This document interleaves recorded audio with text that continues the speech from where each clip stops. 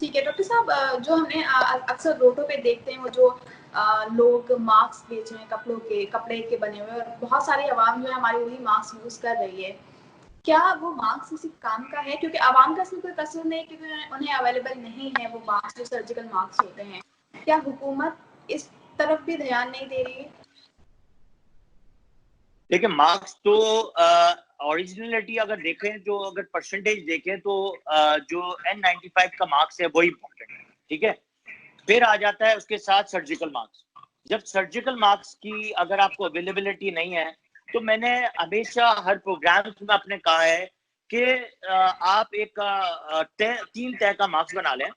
उसके अंदर आपने अगर अपने आप को प्रोटेक्ट करना है, बहुत सारे लोग घर में अपने 3 तय का मास्क बना लेते हैं, उसको अगर आपने यूज किया और अपने घर में आपके 10 लोग हैं और 10 कलर्स लेके आपने वो मार्क्स अपने 5-5 घर में बना लिए, तो दैट इज इनफेबल कि आप उसको अपने आप को प्रोटेक्ट कर सकते। देखिए, कोई चीज नहीं मिल रही है और आप इसका ऑल्टरनेटिव सोच के 3 तय का मार्क्स आप घर में बना लेते हैं, तो ये तो एक अच्छा सोल्यूशन है।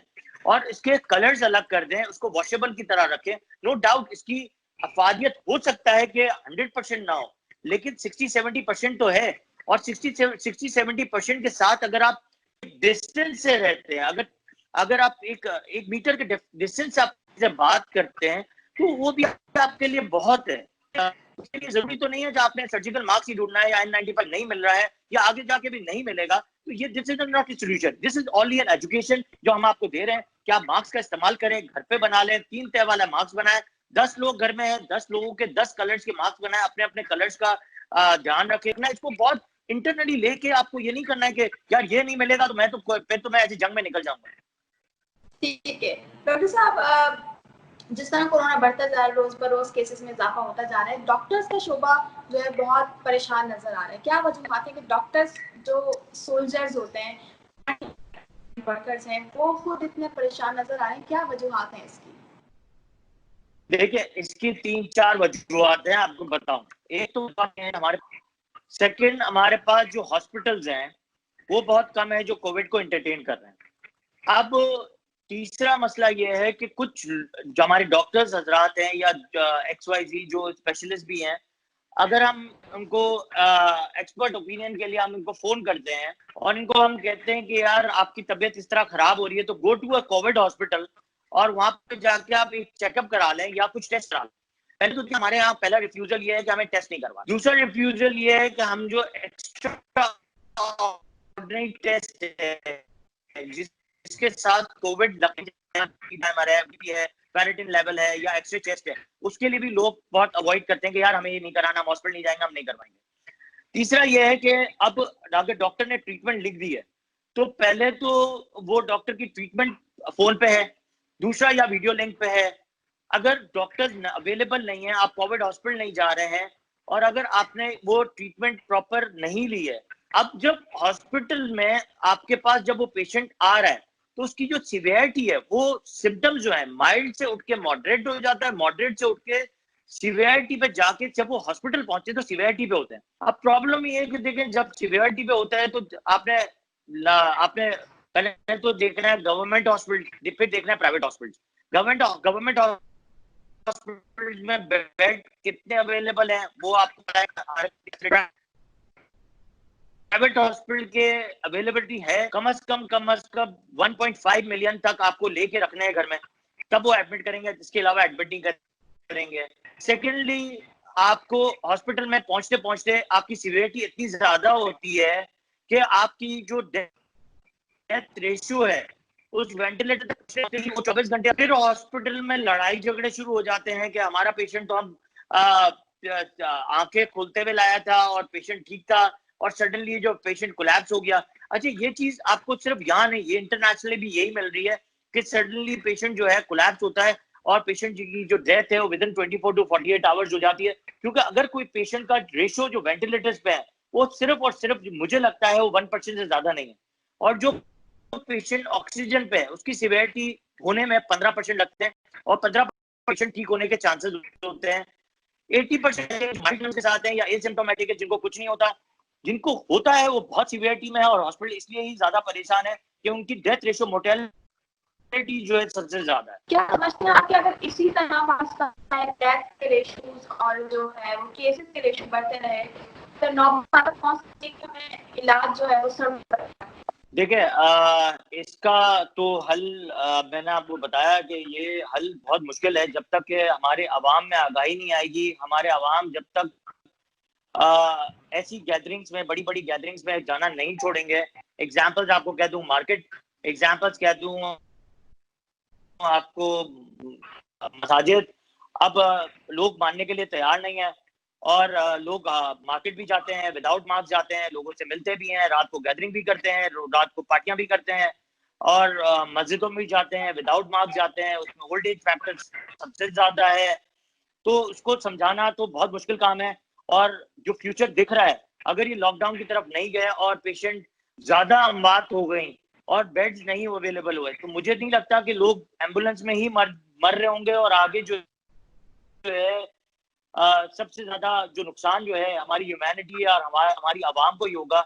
अगर हमारी आवाम जो है इस चीज को सीरियसली अपने दिल से और दिमाग से नहीं अंडरस्टैंड करेगी कि ये कॉन्स्पिरेसी नहीं है, ये हॉक्स नहीं है, दिस इज अ रियलिटी और दिस सीरियस इशू अमंग अस, और ये हमारे मुल्क के लिए, हमारे पेरेंट्स के लिए, हमारे ओल्ड एज फैक्टर के लिए सबसे खतरनाक है। जिस तरह न्यूजीलैंड ने जो है वो कोरोना वायरस को शिकस्त दी, क्या समझ लॉकडाउन जो है वो एक कोरोना वायरस को खत्म करेगा या कम करने का? लॉकडाउन क्या आपकी नजर में कितना पॉजिटिव है और कितना कारगर साबित हो सकता है? देखिए आपको बात बताऊं कि न्यूजीलैंड की बात करें या आप नॉर्वे की बात करें या ऐसी कंट्रीज की बात करें जहाँ पे पहले तो सिस्टम ऑफ, ठीक है, वहां पे ही पहले तो आपको इन आवाम को वहीं पहले रोक दिया जाता है जो ये इन्फेक्शन लेके आ रहे हैं या जा रहे हैं। ठीक है, दूसरा उनकी आप अगर गूगल पे जाएं और उनकी आवाम देखें तो सिर्फ 22 लाख लोग,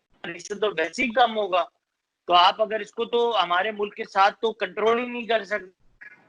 अगर आप हमारी एक कच्ची आबादी या ऐसी कोई कंजेस्टेड एरिया में चले जाएं तो वहां पे तो आवाम, 1-1 करोड़ की आवाम वहां सिर्फ एक मुख्तस एरिया में रहती है। तो आप हमारे मुल्क को या हमारे जो दूसरे ममालिक हैं, जो डेवलपिंग कंट्रीज हैं, अंडर डेवलप्ड कंट्रीज हैं, वहां पे जहाँ पे पॉवर्टी लेवल बहुत ज्यादा है, जहाँ पे फ्लैट्स बहुत हैं, जहाँ पे छोटे छोटे अपार्टमेंट्स हैं, वहां पे और उनके साथ कंपेयर करना हमारे लिए दिस इज नॉट सुटेबल।